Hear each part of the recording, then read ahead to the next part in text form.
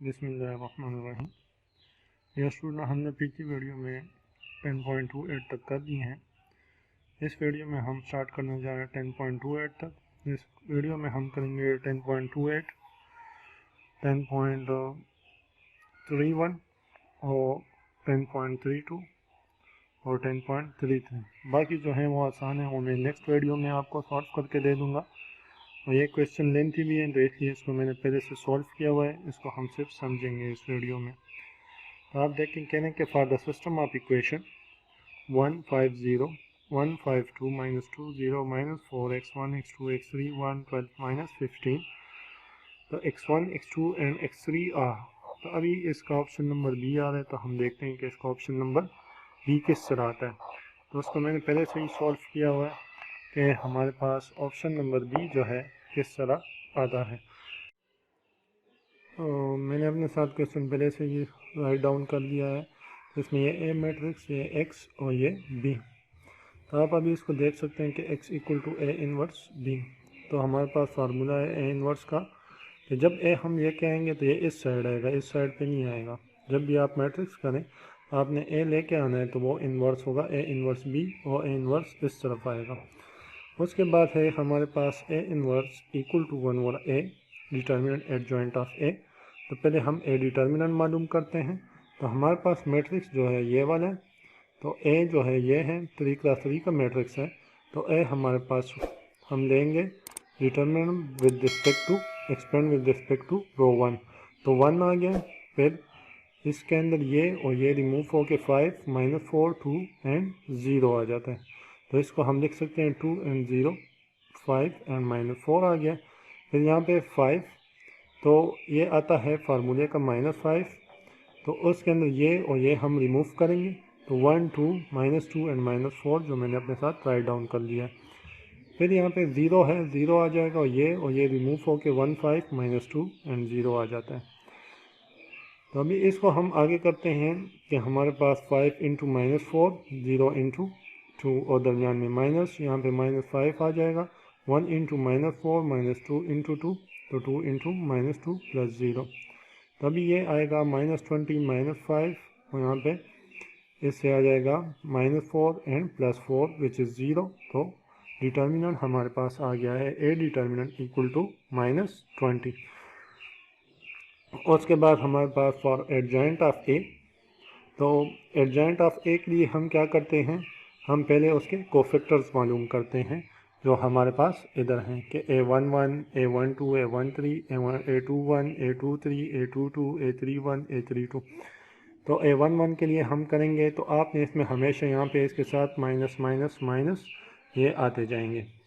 जब ये आएंगे आपके पास, तो आपने क्या करना है, यहाँ पे पावर में 1 1 है तो 1 + 1 कर देना है। तो पावर इवन हो गया है तो ये +1, तो यहाँ पे लिखने की ज़रूरत नहीं है। और यहाँ पे 5 इंटू, इसका मतलब क्या है कि फर्स्ट रो और फर्स्ट कॉलम को रिमूव करें, इस मैट्रिक्स में जो बाकी बच जाता है तो वो कोएफिशिएंट ऑफ a11 हो जाएगा। तो अभी इसको देखें आप, तो मैंने इसको रिमूव करके 5 2 0 -4 यहाँ पे लिख लिया है। फिर उसके बाद 5 into -4 -0 into 2 which equal to -20। फिर a12 को करेंगे तो -1 + 2। तो अभी first row and second column, तो अभी इसमें देखें मैंने क्या किया है, first row and second column को रिमूव किया है। तो 1 2 -2 एंड -4, तो मेरे पास यहाँ पे आ गया है, आप देख सकते हैं। फिर आगे लिखें कि इक्वल टू -1, तो 1 + 2 पावर 3। तो अगर ऑड आ जाए पावर में, तो अगर अंदर माइनस हो तो -1 ही रहेगा। तो उसको हम जब सॉल्व करते हैं तो आखिर में इक्वल टू 0 आ जाता है। उसके बाद हमारे पास a13 इक्वल टू -1 1 + 3, क्योंकि फर्स्ट रो थर्ड कॉलम को हमने रिमूव करना है, जो बाकी इंट्रीज बचती हैं। तो 1 5 -2 एंड 0 इक्वल टू -1, पावर क्या आ गया, इवन आ गया, क्योंकि 1 + 3 इवन। और यहाँ पे ये भी प्लस हो जाएगा 1 इंटू 0 और माइनस माइनस प्लस 5 इंटू 2 10। चल नेक्स्ट हमारे पास a21 है, तो अभी इसका पावर 2 + 1, तो ऑड आएगा, तो -1 पावर 3। और इधर देखें 5 0 0 -4, तो 5 इंटू -4, तो -4 इक्वल टू -20 इक्वल टू 20। फिर A23 यहाँ पे मैंने ले लिया, A22 बाद में लिया है, पहले A23 ले लिया, -1 2 + 3 1 5 -2 एंड 0, तो उसको सॉल्व किया -10। आप पहले A22 को लेंगे, लेकिन मैं यहाँ पे बाई मिस्टेक A23 पहले ले लिए, A22 बाद में लिया। आपने जो सही मेथड है, आप A22 को पहले लेंगे, A23 को बाद में लेंगे। फिर -1 2 + 2 उसको सॉल्व किया तो -4 आ गया है। इस तरह A31 को -1 3 + 1 उसको सॉल्व किया तो 10 आ गया। फिर A32 को सॉल्व किया तो हमारे पास -2 आ गया। तो उसके बाद हमारे पास रह जाता है A33, तो उसको लिया तो 0 आ गया। तो अभी एडजॉइंट ऑफ ए क्या होता है, कोएफिशिएंट इनके और उसका ट्रांसपोज, तो उसका हम जब ट्रांसपोज लेंगे उसके बाद हमारे पास जो आएगा वो एडजॉइंट ऑफ ए होगा। तो मैंने वहाँ से सारे कोफैक्टर उठा के यहाँ पे पुट कर दिए, A11 A12 A13 A21 A22 A23 A13 A31 A32 A33।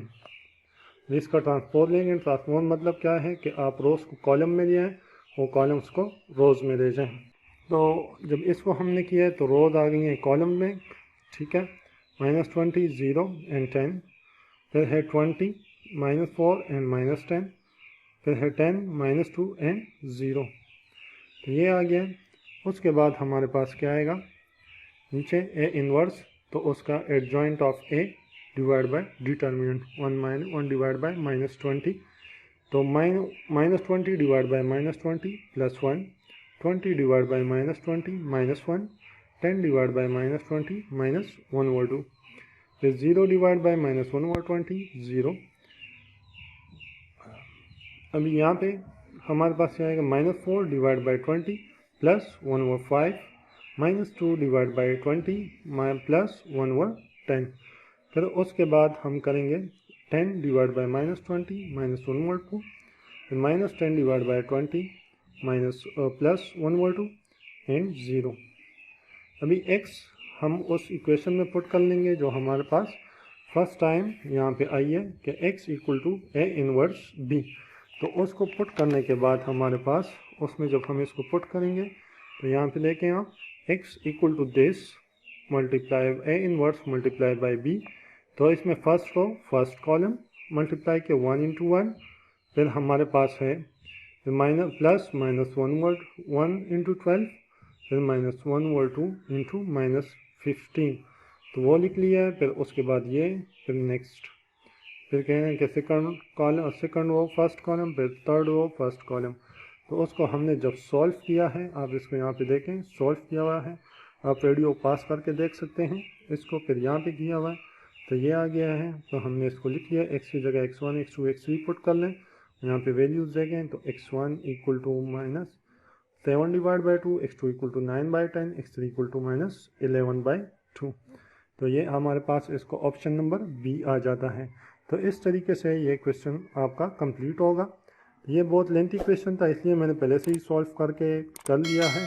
मैं भी अगर आपको कोई मिस्टेक कोई मसला आ रहा हो तो आप कमेंट्स में पूछ सकते हैं। डियर स्टूडेंट, नेक्स्ट क्वेश्चन हमारे पास है A10.31, कहने Zaid, Hamza and Talha purchase biscuits of different brands P, Q and R। तभी आपके पास 3 ब्रांड्स है बिस्किट के, कौन कौन से हैं, P, Q एंड R। इसको समझने की कोशिश करें। ज़ैद परचेज 10 पैकेट्स ऑफ P, तभी ज़ैद ने क्या किया, 10 packets of P, 7 packets of Q and 3 packets of R purchase कर लिए हैं। फिर कहें Hamza purchase 4 packets of P, 8 packets of Q and 10 packets of R। फिर Talha purchase 4 packets of P, 7 packets of Q and 8 packets of R if brand P cost Rs4 and Q cost Rs5 and R cost 6 each, then using matrix operation the amount of money spent by these person individually are। तभी हमने ज़ैद और next कौन है, हमज़ा और तलहा, इनकी हमने वो करनी है, इन्होंने कितनी रुपीज़ में ये परचेज़ किए हैं। तो इसका ऑप्शन नंबर ए आ रहा है, तो यहाँ पे 93 आता है, ठीक है, लेकिन बुक में आपके पास गलत दिया हुआ है, तो इसलिए आप इसको करेक्ट कर लें बुक में।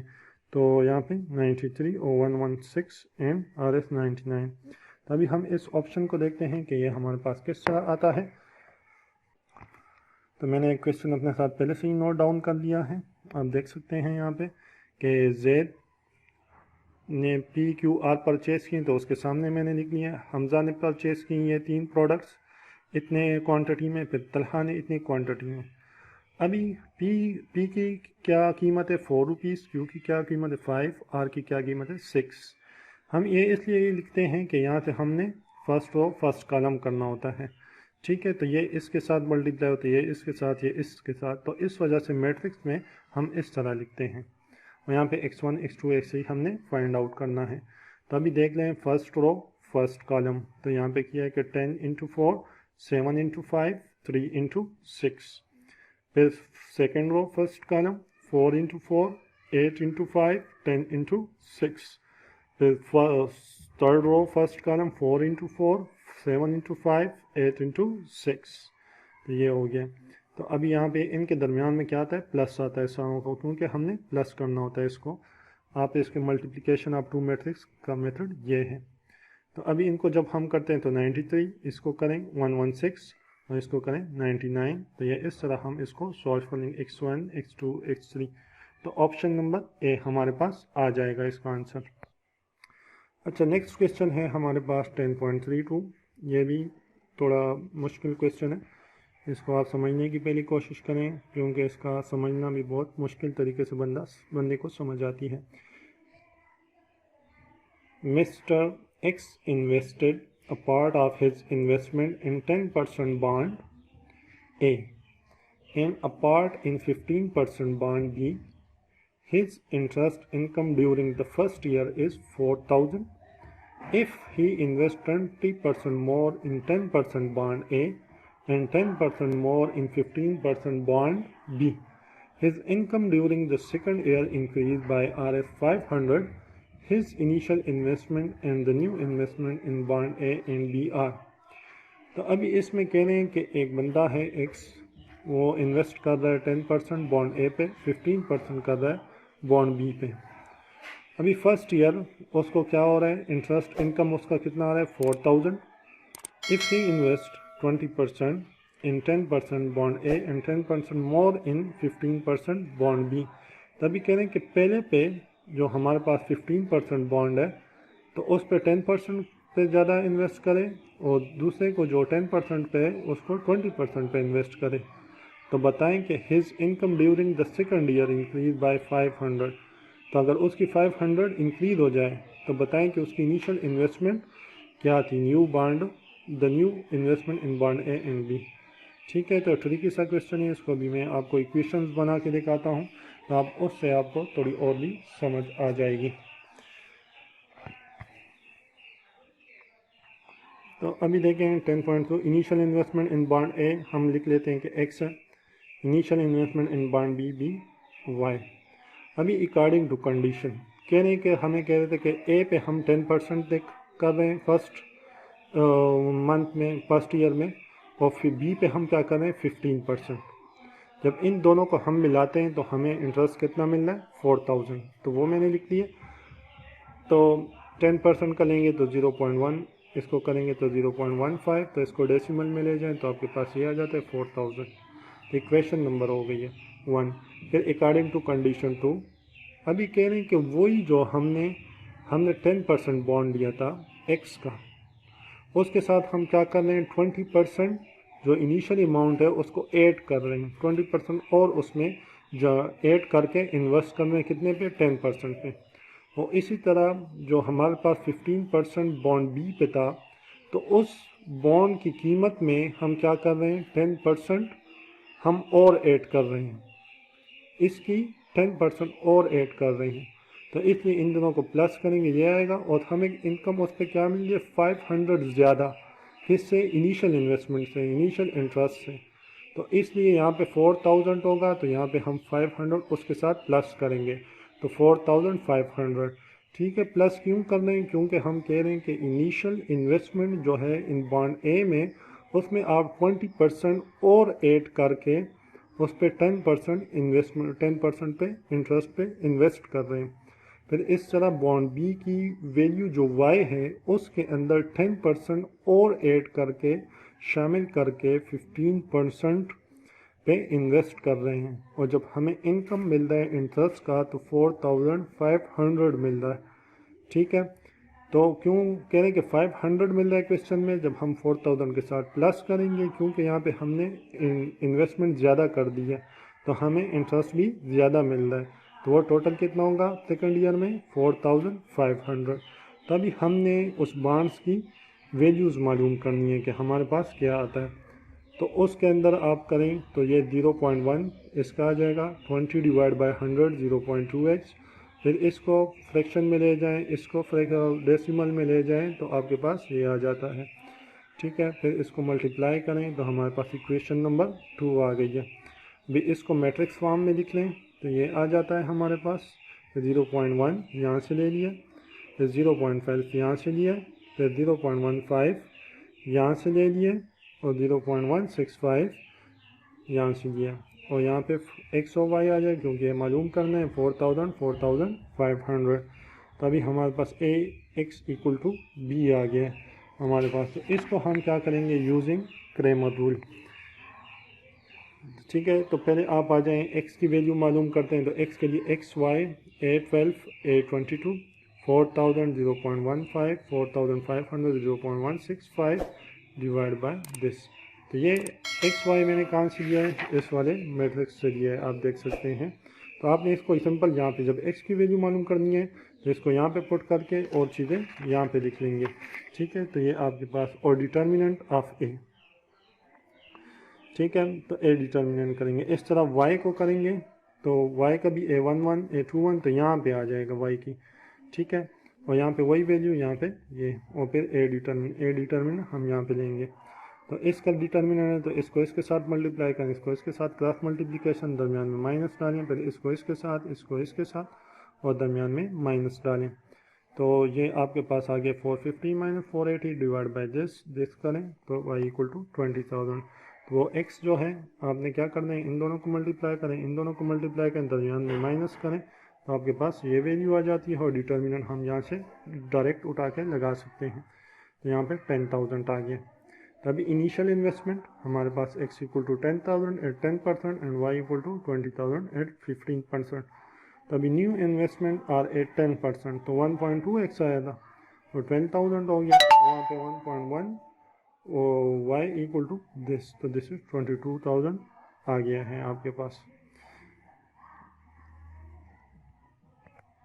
तो अभी आप देख सकते हैं तो यहाँ पे a equal to 10 y equal to 20 12,000 and 22,000, तो ये ऑप्शन नंबर ए हमारे पास आ गया। अभी नेक्स्ट क्वेश्चन पे चलते हैं 10.33 पे। ये भी थोड़ा ट्रिकी सा क्वेश्चन है लेकिन आसान है। A company produce 3 products every day. Their total production on certain day is 45 tons. It is found that the production of the third product exceeds the production of the first product by 8 tons, while the total combined production of the first and third product is twice that of the second product. The production level of each product is।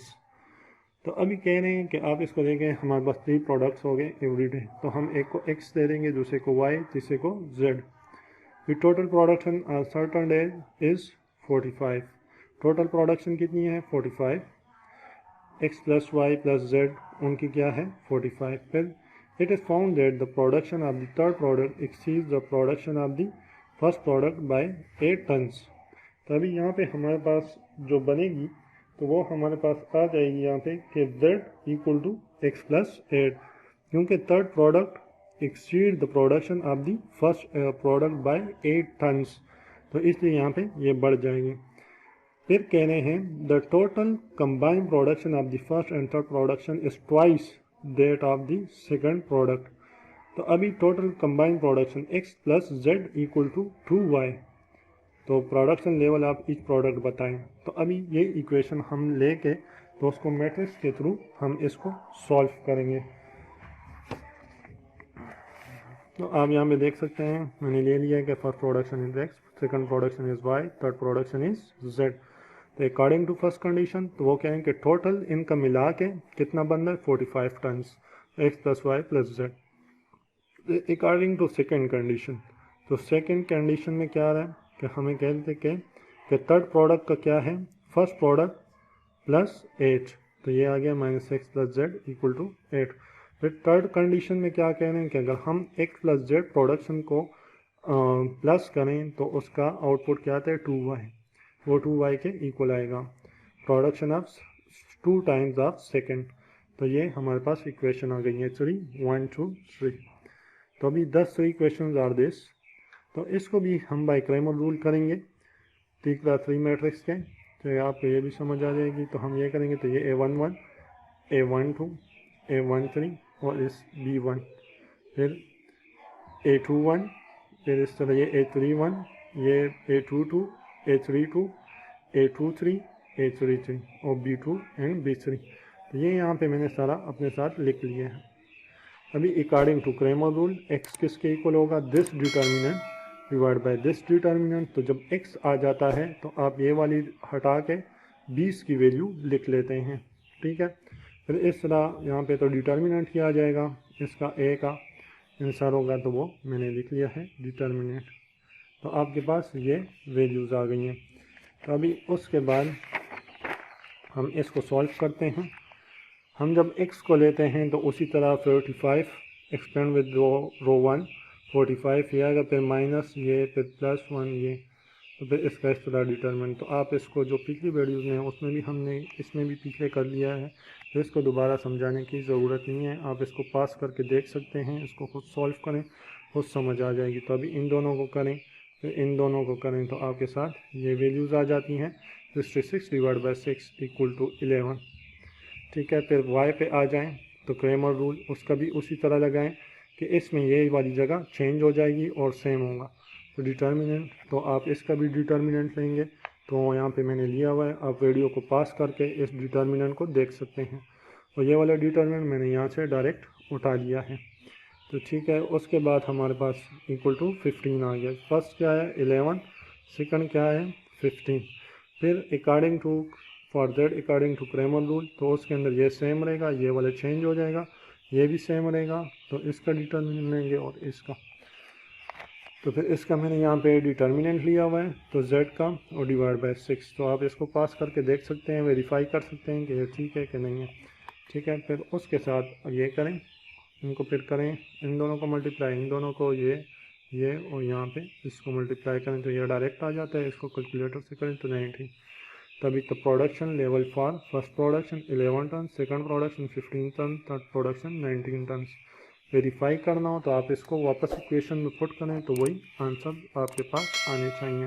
तो इस तरह ये हमारे पास option number हमारे पास हो जाएगा 11, 15, 19। तो option number C जो है इसका करेक्ट आंसर हो जाएगा।